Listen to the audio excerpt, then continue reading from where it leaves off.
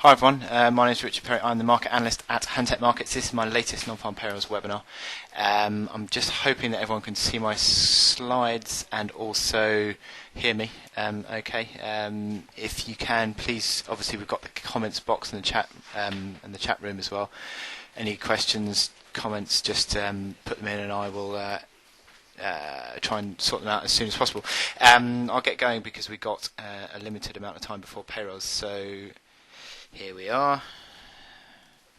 Very quickly, the disclaimer as normal. Just please read and understand the disclaimer. I will show it to you at the end if you haven't had a chance to have a look at it in the meantime. Obviously, payrolls is the main agenda today, so we're going to look at the employment situation expectations, what are the drivers of market reaction, instruments to watch, and I'm going to do live market analysis as the announcement comes out. Right, so what do we need to think about going to the into the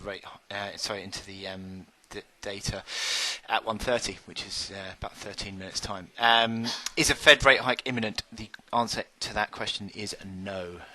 Fed rate is not imminent. So subsequently, we've got the July sort of FOMC disappointment. We've got economic data recently has been pretty tepid. We did have the strong payrolls report last month, but that basically balanced off the weak payrolls report that we had in June, and also the prospect of the presidential election. So with that in mind, here we see the current rate hike expectations according to CME Group FedWatch. 12% for September, so basically no. December is a month that's been sort of fluttering around between possible and not possible, or probable and not probable, I should say. Currently down at 37%. So at the moment, it's not probable. The rate hike expectations don't really come towards 50 until sort of summer next year, and even then, it looks like it's being pushed out even further. I mean, I think on Bloomberg they've got it at as September next year as the next rate hike. So we're really not looking all that promising for a rate hike. But in the what tends to happen is that the market gets a little bit ahead of itself in these situations, and the sort of goes too far one way, and I think that's what we're seeing at the moment. And I think if you get sort of a couple of strong payrolls reports, we could see quite a significant repricing of that. So that sort of brings us back to payrolls report today. Markets consensus in front of the data is fairly cautious, and we're not really seeing too much in terms of expectations of a rate hike. Subsequently, the dollar is fairly sort of tepid at the best today. It's a little bit weaker. It's sort of rebounded a little bit in the last few days. Let me show you how the dollar has performed. Here we see the dollar index in the last few days, just minor rally, but again unwinding that a little bit today. So we're back to basically where we were a couple of days ago. In terms of the expectations that we're looking out for today, 180,000 on the headline. Now let me just show you Reuters data. This is the little here we see the Reuters expectations, 180,000 on the headline. Unemployment 4.8, down from 4.9. Average hourly earnings 0.2%, up from 0.1% last month, but I'll show you that that is basically in line with last month at 2.6. Labour force participation rate, that will be interesting. That will sort of move around on the unemployment rate, really. Unemployment rate falling has tended to sort of coincide with the labour force participation rate falling as well. Basically, people dropping out of the labour force sort of pulls the unemployment rate lower, but sort of is not all that positive. But still, what we have got is this. What would drive a weak report and what would drive a strong report? So here's the consensus, 180, 0.2, which would be 2.6 year on year for average hourly earnings, 4.8 on unemployment, and what would happen to the participation rate? Well, okay, so a weak report. It sort of depends really on several factors all lining up in a row. But just let's go with this. Weak report would be headline payrolls under 160,000. Average hourly earnings 0.1% or less, because that would be pulling average hourly earnings at lower. So that would be just the negative, really, because I think that the market is basically now looking at the headline number and the average hourly earnings, both giving pretty much equal footing, really. Unemployment, disappointment would be rising to 5%, and participation rate dropping. So participation rate falling, unemployment rate rising would be disappointing. And also previous revisions, revisions to previous months, I should say. And that would be if we got a big revision to the June number. Now the June number was 287, I think it was, thousand. So if that was revised down quite sharply, that would be disappointing, because not only was the May number revised lower, even lower than I think it was initially 34, it was revised lower to 11,000.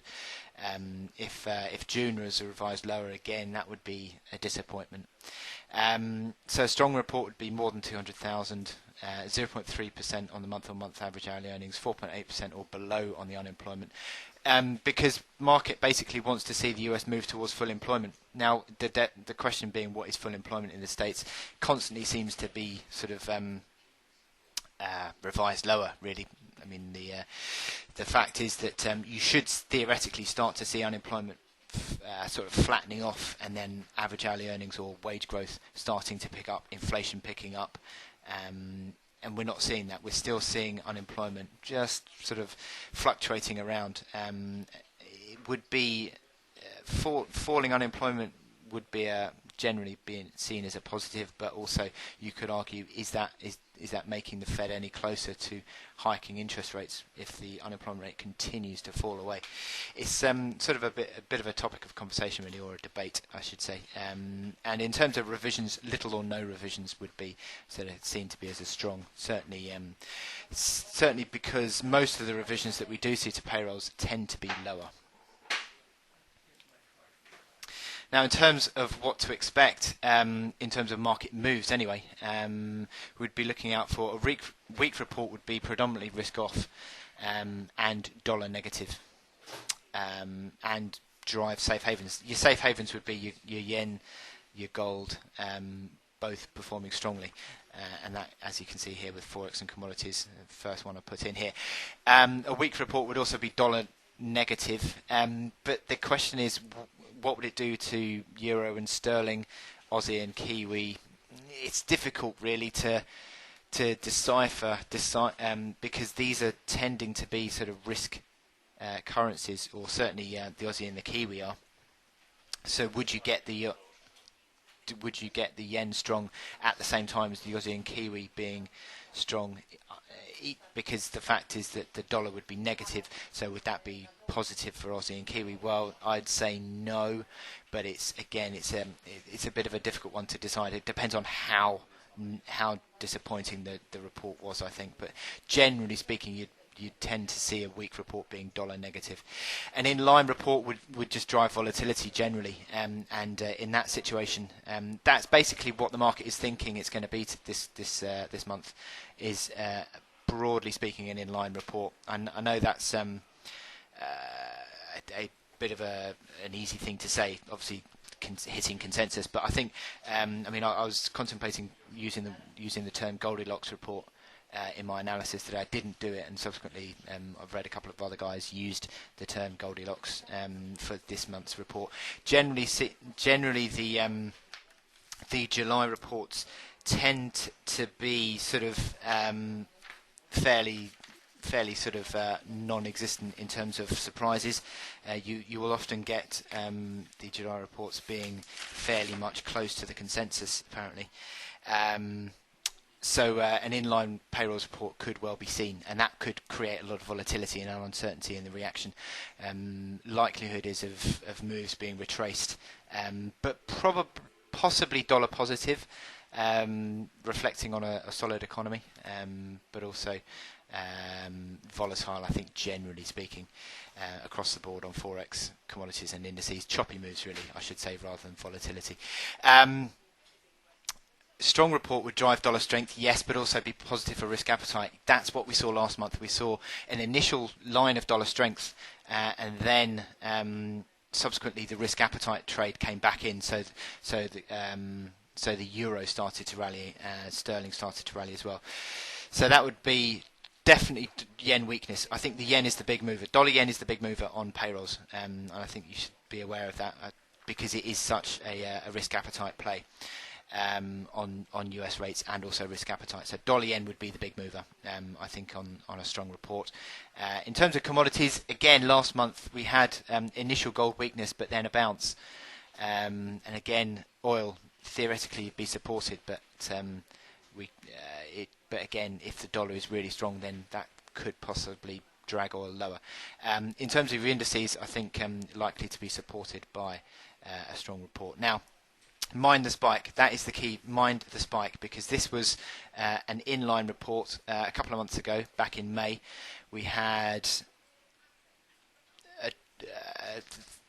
a drop a miss on the consensus by 43,000, but the rest of the report was basically in line. So initially, the big sell-off, but then you started to see the return. So mind the spike lower. So if you went in the direction of the spike initially, you've got to bear in mind that you could get a significant retracement of that move for mixed reports, and I think it's going to be a mixed report this time out.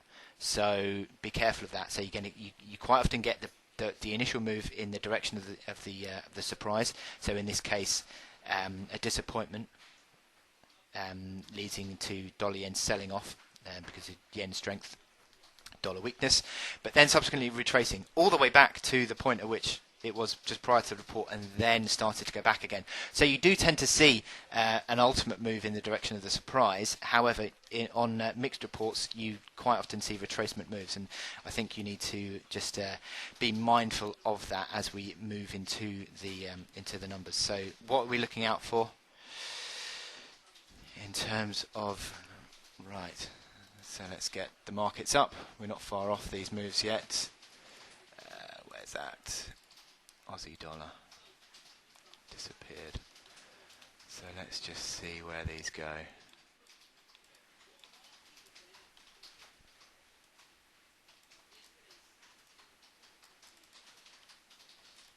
Wow, Richard, come on. Okay, we've got about a minute. But let's just drag all these so you can see where they end up. Oh no, get rid of the line. Sorry, just messing around here. Right, okay, so this is where we're at on all our markets. Basically flat on dollar yen. Right, okay, so let's get it up. Let's get it going. So, non-farm payrolls. Just give it a minute or so. So don't forget, what we're looking out for is non-farm payrolls of 180,000. And the two things to look out for is non-farm payrolls and average hourly earnings, these two here. Average hourly earnings at 0.2. So when it comes out, I will have to tweet it as well. So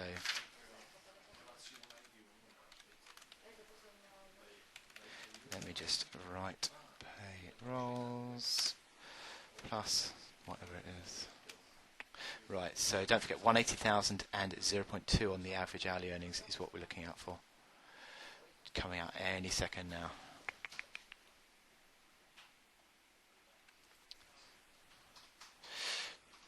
Sterling dollar dropping. Okay, here we go. 255, big. Okay, that's going to be dollar strong. Average hourly earnings, big, 0.3. That looks strong. Unemployment going up. Participation rate going up. So this is a positive report. I think this is positive. The only thing I can see that's negative is the unemployment rate going up. That would be because of the labour force participation rate going up. Underemployment U6 going up slightly, interestingly. This looks strong. And an upward revision of prior month as well. So this is pretty much across the board a strong payrolls report. So we're seeing big spikes in the dollar. Big spikes in the dollar. So let's just see how this plays out. But we're seeing big, strong moves on the dollar. Strong report, strong moves on the dollar. What I would say is this is going to go for a good few minutes, trending in this direction. So this is a strong dollar move. So plus 255. Okay. So I'm just going to tweet this.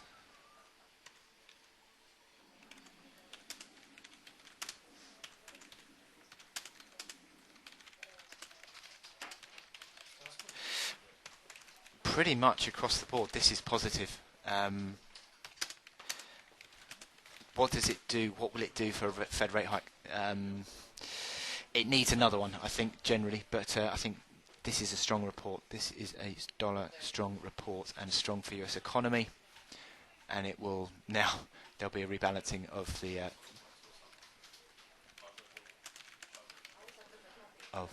expectations. Yes, I am slow at typing. Right, okay, so where are we at? We're sort of trending lower. We've got support at 11 figure on euro dollar, so mind out for that, but I think that's going to be broken. 10.50, so we're above 101.50 on dollar yen. There is a resistance on dollar yen at 101.45 that's breaking. 101.95 is the next resistance there. 110.60 is the next support on euro dollar. On cable, we're seeing back below 131. 131 was yesterday's low on cable, so we've broken that. So that sort of brings back into play 130.60 on cable as the next key support. 130.60 is a massive support on cable. What's we looking at on gold? 1347 is a support on gold. That is now being tested. We've dropped 11-12 bucks on that. And FTSE 100 is really strong. So it's looking positive on... Oh, God, Richard. So it's looking strong on FTSE. Really positive move. Let me just zoom out so you can get the whole thing. So yeah, looking positive across the board. This is a strong report. This will also drive positive risk appetite. So be careful about the moves on that. I think dollar yen will be the big mover on this report. So we're looking to buy into any dips that you see on dollar yen. I like this dollar yen strong move. So let me just have a look at where we're at. Well, you don't want to see that, do you? You want to see that. And come on, where is it? Right, so where we're looking at in terms of all your charts, the impact on your daily charts. Not, as I said, okay, we can look at hourly gold, because gold is, as I said, supported around that sort of pivot at 1346. Cable will be interesting. Cable below, back below 131. Big support on cable at 3060. It's coming in to test that. That is a big support. If that breaks down on cable, you're looking out for the next lows, or certainly a retracement to 130 figure, and then possibly below. Finally, are we getting a bit of traction to the downside on the euro? Big bearish outside day at the moment. Not confirmed obviously until the close, but it is below the overnight low, which is around about 11 at 12. 1060 is a sort of a near-term pivot-ish, I suppose, but the fact is that we're back into those long-term pivot bands on euro dollar. Dollar yen, this is, I think, going to be interesting. It's not got a huge amount of traction yet. It's not managed to decisively break out. I think there is still a bit of yen strength holding this one back. But you can see that we have sort of gained a bit of traction to the upside, but you can see the resistance around that sort of 101.60. It actually is around 101.45, but again, the last couple of days we've seen highs around 101.60. Again, hit 101.60 and come back. So this is all very interesting. Right, so where we're looking at, we're still tracking lower on euro dollar. We're still drifting higher. I would say drifting higher on dollar yen. Again, drifting lower. Don't forget, you do tend to see minor spike. Well, this is a very strong report, so what I would say is you're likely to get at some stage a pullback. I wouldn't say it's going to be massive, but this is a trending move at the moment. Generally, you tend to start to see the pullbacks coming in after about 10-15 minutes. Generally, this is my anecdotal view of payrolls after looking at payrolls for several years, is you tend to see trending moves for about 10-15 minutes. You then start to see a little bit of retracement. If this is a strong report, you won't see a massive retracement, but chances are it'll trend in the direction of the surprise. But for now, we're seeing this move. Interesting that we're starting to see FTSE retracing that move. So it's dropped about sort of 15-20 ticks since the announcement started to settle down. So that high at 67.72, I'd say look for the buying opportunity on all. Whenever you get these retracements, I think FTSE is a prime one. You've obviously got on FTSE, if I zoom out today, nice little sort of pivot around 67.55 area. You haven't quite got there, about 6-7 ticks away from that, but it certainly looks positive.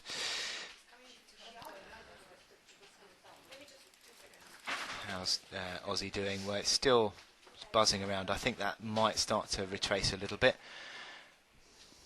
Euro still trending below 11 figure. Sterling still trending as well. I think these moves are going to possibly start to stall a bit and unwind. So we're looking at buying dollar yen into the unwind. These are I would say on dollar yen it's likely to be a near-term move that we get the gains, because we've not seen the decisive breakout. And my general opinion on dollar yen is that I reckon I'd be looking out for selling opportunities between 101.95, 102.85 resistance band. So we've not hit that yet, but I think in front of that we could see a bit of a retracement and then go again with the trend as the US traders get hold of it. Starting to see a little bit of stalling in the euro dollar and also cable. Interesting. Zoom in a bit on FTSE. Started to find a bit of a low again. So once you start to see the support coming in properly, I'd say that would be a good buying opportunity on cable. Starting to see the Aussie just track back a little bit. If you saw it above 76.36, I think that that could retrace a bit more, because that is a near-term resistance. Yes, it's starting to pull higher on Aussie, starting to pull higher on euro. Again, we're about 39, 40 minutes past the hour, so it's about 10 or so 15 minutes or so. You start to see a bit of a retracement as the initial sort of euphoria of the move just unwinds a bit, but generally speaking, yep, you're starting to see cable rallying. So maybe this retracement is now getting a little bit of traction. You start to see dollar yen pulling back. So yes, just I'd say look out for the next sell signal on cable, because you're seeing this retracement go. Yes, Aussie is now pulling higher. So yes, this retracement is now underway. On gold as well, you're seeing the gold price pulling higher. Interesting. Euro dollar pulling back towards 111 figure. This is all interesting, because you're seeing these retracements coming through now. About 10-15 minutes, you see the retracement of the initial move. Now, this being a very strong payrolls report, I would say that I don't think this retracement is going to last very long. So watch out for that. So you've got initial support around 101.35 on dollar yen. Starting to already see possibly the resistance coming in. So I'd say just this will be interesting. So the initial retracement of the move, you've got resistance at around 31 figure. 31 figure is resistance because it was minor support. I'll show you on cable again. Where is that chart on cable? Oh no, where is it? Here we go. And GBP equals yesterday's low, 31, bang on. So that is a resistance on the hourly chart, certainly. So 31 figure is where the resistance starts to come in. 31 figure to 31.20. 20 pips worth of resistance, I think, and that basically is also sort of belt hold line territory, or Marabouzi line, whatever you want to call it, of the candle, of the initial selling candle. So that would be a sell zone, 31 figure to 31.20 on cable, I think. 31.20 also being 28th of July low. In terms of euro, where would you be looking to sell? Again, around the sort of the old support, or the initial yesterday's low, 11.12 towards 11.20 would be ideal, you could say, on euro dollar. But this certainly looks to be a report that is dollar positive. Interesting moves. Starting to see that dollar yen rally just stalling. The correction. Yeah, it's still underway. Still underway. These retracement moves are still going. Interesting. We've seen FTSE pulling out again. So not only is it a strong payrolls report, it's risk positive. That's positive for sterling. Sorry, positive for Positive for FTSE. So weak sterling is positive for FTSE. That's generally to be a given, because 70% of we start of revenues being abroad on FTSE. This retracement move on the Aussie dollar is interesting. Aussie dollar has been positive, so risk positive. Interesting that we're seeing more of a retracement on the Aussie than compared to euro dollar and sterling dollar. So that would be Aussie. So euro Aussie. That would be negative for euro Aussie. Let me just show you. Anyone who wants to trade that. Where's the chart? Crikey, come on, Richard. Quicker. So, euro, Aussie. Yeah, negative, because it's a high risk. It's a risk positive move. So we're seeing euro, Aussie at the lows of the day. So, strong Aussie and euro dollar negative. That is certainly a risk positive move. So euro, Aussie lower is a risk positive move. And I imagine sterling Aussie as well.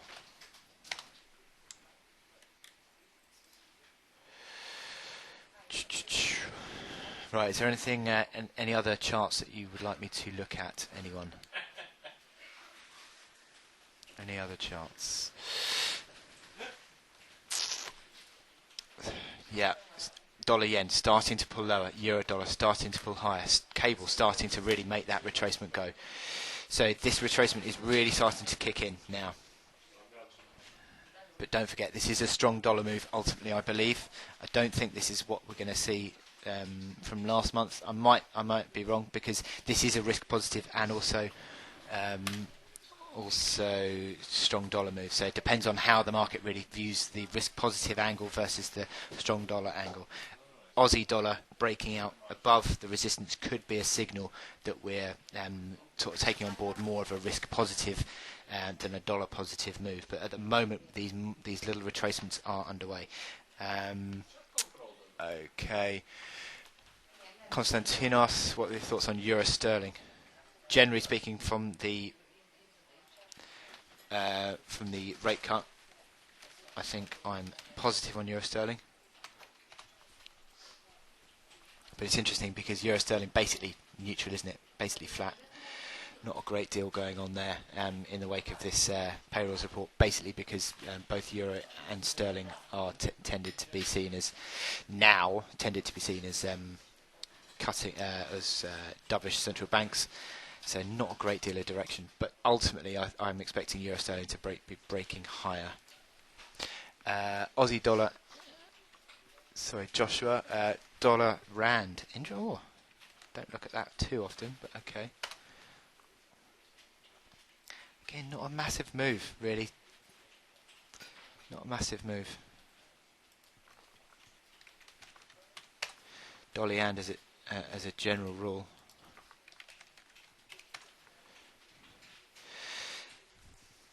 Moving lower. That's positive for the rand. It is breaking lower, interesting, but it's not had a massive move, is it?